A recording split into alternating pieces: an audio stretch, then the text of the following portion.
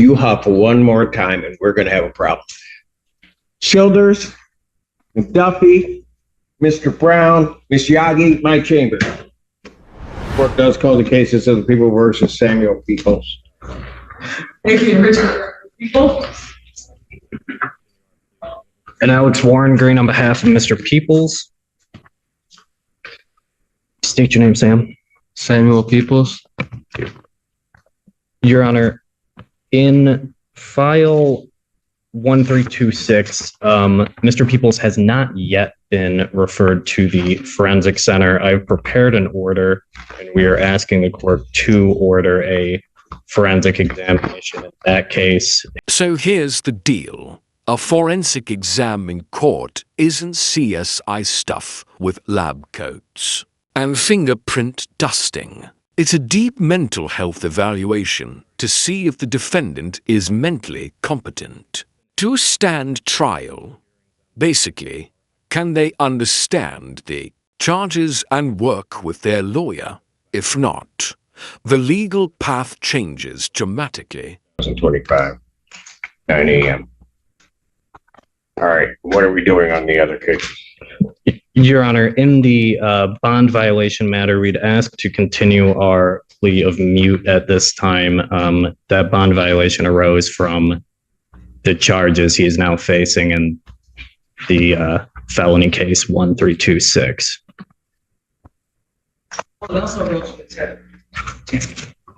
Which is charged as a felony, Your Honor. Sergeant?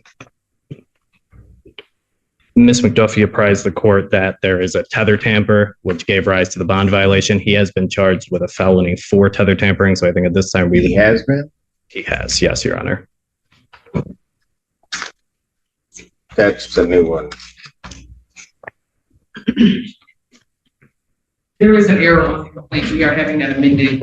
It should be a general tamper versus the category that's specific. Yeah, this is wrong. Okay. All right.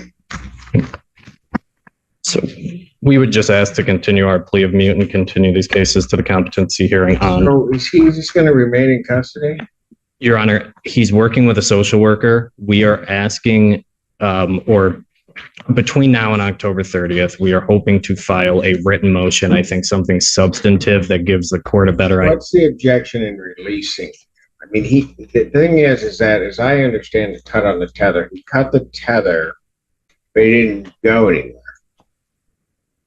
Or I'm saying, yeah, worse, he cut the tether. I'm not. But he didn't go anywhere. He was right there when they went to go get him. Hold up. He cut off his ankle monitor, but stayed at home? That's like breaking out of jail just to sit in the parking lot.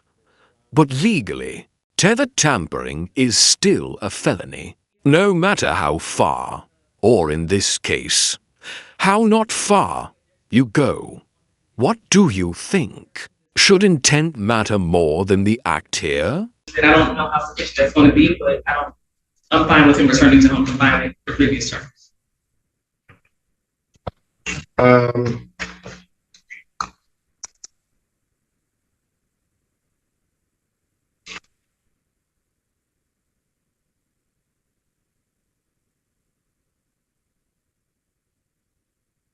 Mr. Peoples, if I let you go back home, you're going to cooperate and do the right thing? Yes, Your Honor. Okay, that means you can't tamper with the tether. I understand now. You understand that? Yes. Or you understood it before you just did it? I had a moment of anxiety that led to a freak out. Yes. And I felt like I needed to get it off me because it was claustrophobic.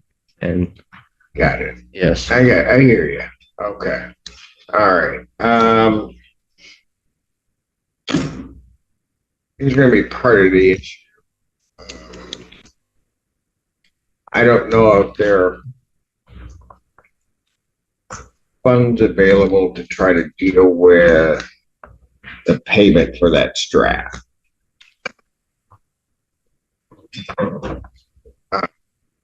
Do you know family-wise whether that's available? Your Honor, we have been in contact with his family. It's certainly something I can ask them. Pardon? It's certainly something I can ask his family. They are here today. They are here? That's correct, Your Honor. All right, Samuel, Yes, Your Honor. I give you another shot. You gonna try to do the right thing? Yes. Okay. Thank you, Your Honor. All right. I'm gonna do it. I think you can do it. Me too. Okay. All right. Yeah. Thank you. So what's gonna have to happen is somebody's got to pay money for the strap that got damaged on your tether. Understand. I'm gonna reinstate your previous bond where you were previously at home, right? Mm-hmm. And then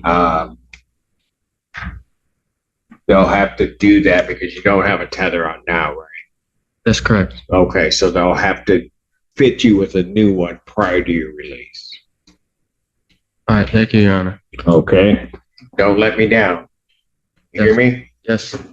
Yes, sir. Your Honor, may I add one thing? After Sure. consulting with Mr. Peoples' family, they are asking the court if Mr. Peoples has any kind of crisis or something like that, if he can be transported to Trinity, Ann Arbor, without necessarily violating a confinement order. I know it's tricky to do, but they can alternatively contact me and I can talk to the tether agent if that arises.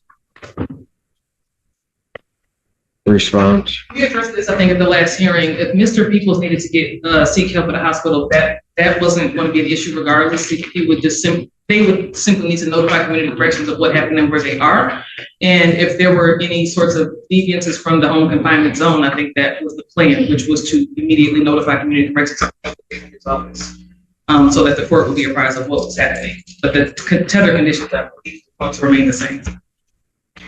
Actually, what happened last time was the public defender came up on our Mr. Peoples' behalf with a communication from CMH and a request, I believe, from his family that they're aware of certain triggering events for Mr. Peoples.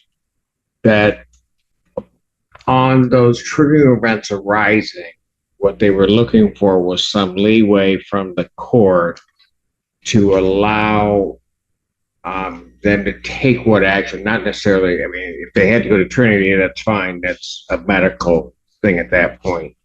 But from what I understood and what was explained to the court, sometimes it may just be a walk just to kind of bring him back and to do whatever. I mean, I'm not using medical terms, but yeah, I think you get what I meant. My understanding is, as we were looking at that, is the people were absolutely not in agreement with that. That's not correct, Your Honor. The request. Well, that's what you said.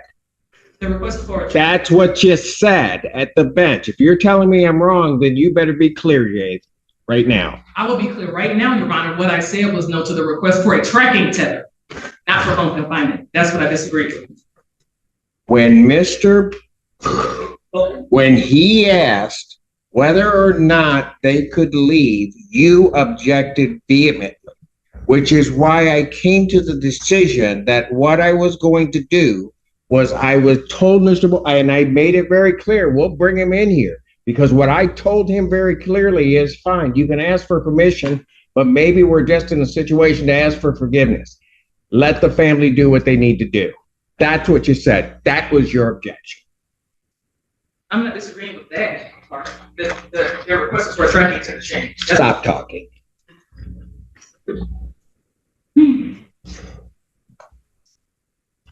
You huff one more time and we're going to have a problem. Childers, McDuffie, Mr. Brown, Miss Yagi, my chamber. I'm grabbing Mr. Wondering right now in your car. Your Honor, I'm very familiar with Mr. Peoples' case if the court wants to proceed. All right.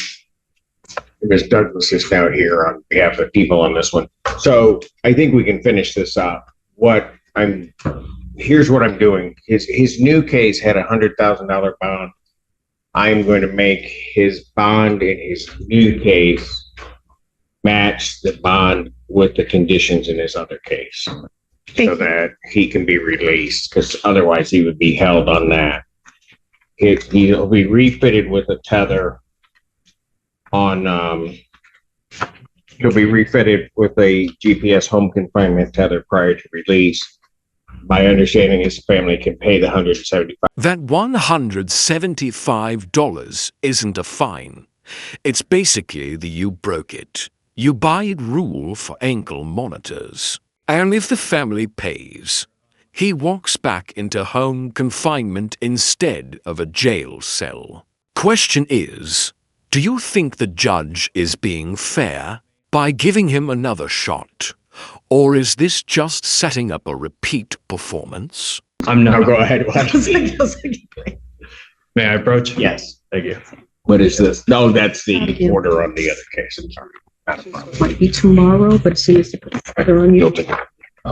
Sounds good. Okay. Anything else on this matter? Nothing from the defense, Your Honor. All right. And Samuel, you told me you're going to do it, right? Yes, Your Honor. All right. Okay. Thank you.